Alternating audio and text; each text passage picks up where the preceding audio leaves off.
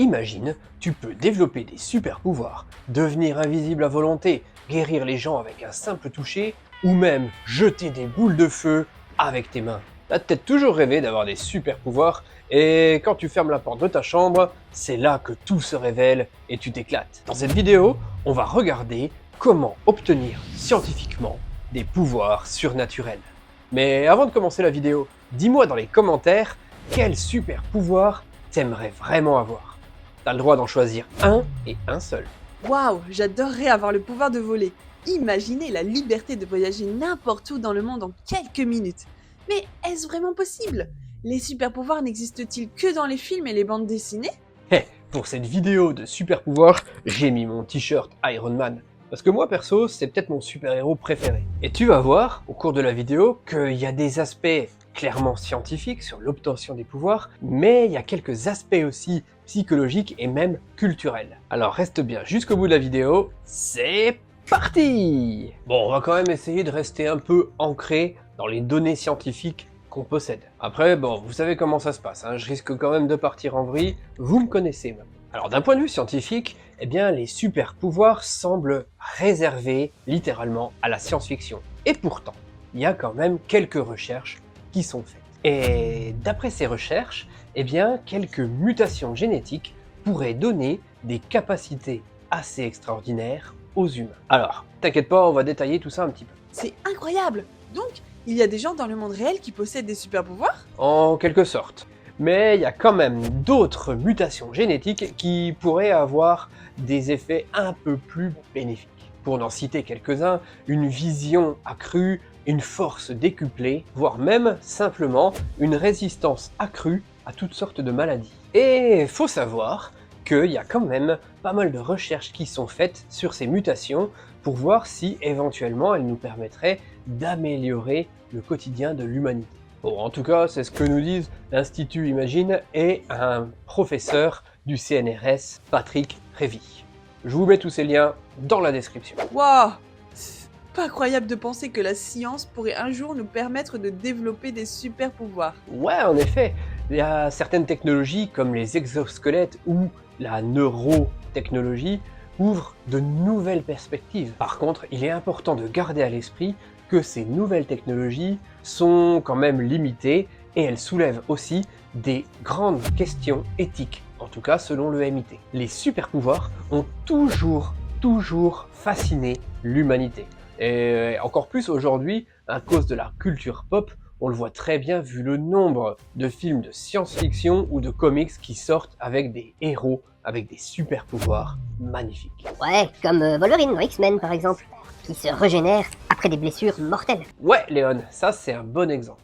Même si la science n'a absolument pas atteint ce niveau de technologie, il est quand même bon de signaler qu'il y a pas mal de recherches en cours sur des technologies visant à améliorer la régénération humaine, ou en tout cas l'accélérer. Et que dire d'Iron Man qui utilise un exosquelette high-tech pour voler et combattre le crime? Bon, encore une fois, la technologie d'Iron Man est fictive. Mais en vrai, elle s'inspire de recherches réelles sur les exosquelettes, technologie qu'on utilise déjà dans le médical. Et lorsque cette technologie sera couplée avec de l'intelligence artificielle, on peut déjà penser qu'elle aidera énormément de monde à se déplacer. Par exemple, des personnes qui sont handicapées ou la moelle épinière a été rompue, eh bien, grâce à des exosquelettes, et grâce à une intelligence artificielle incorporée, ces personnes pourront avoir une vie quasiment normale. D'ailleurs, il y a une entreprise ExoBionic qui travaille dans ce sens-là. C'est intéressant de voir comment la science-fiction peut parfois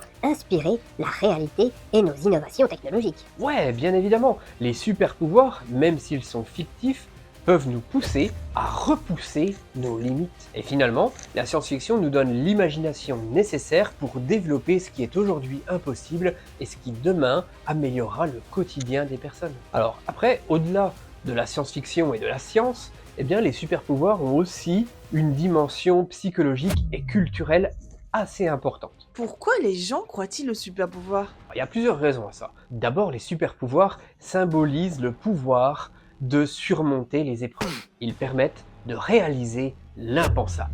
Mais ils nous permettent aussi de nous évader du quotidien et d'explorer des possibilités qui sont tout bonnement extraordinaire. C'est vrai, j'aime l'idée de pouvoir voler et de posséder une force surhumaine. Cela me donnerait l'impression de pouvoir tout accomplir.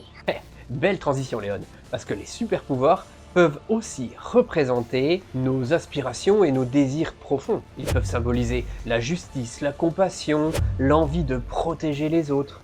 Et toutes ces bonnes choses qui sont peut-être des fois enfouies en nous peuvent ressortir au travers de ces super pouvoirs. Et d'ailleurs, je pense que c'est pour ça que les super-héros sont si populaires. Tout simplement parce que ils incarnent des idéaux et des valeurs qui sont les nôtres. Et les super pouvoirs peuvent être aussi une source de confort et de sécurité. Ils nous aident à croire qu'il y a des gens qui peuvent nous venir en aide, nous protéger des aléas de la vie quotidienne. C'est vrai, surtout dans les moments difficiles. Il peut être rassurant de penser qu'il y a des super-héros là-bas qui peuvent sauver notre situation. Bon, par contre, il est quand même important de pas trop se perdre dans la fiction et de garder un petit peu les pieds sur terre. Les super pouvoirs n'existent pas, en tout cas pas d'une manière littérale.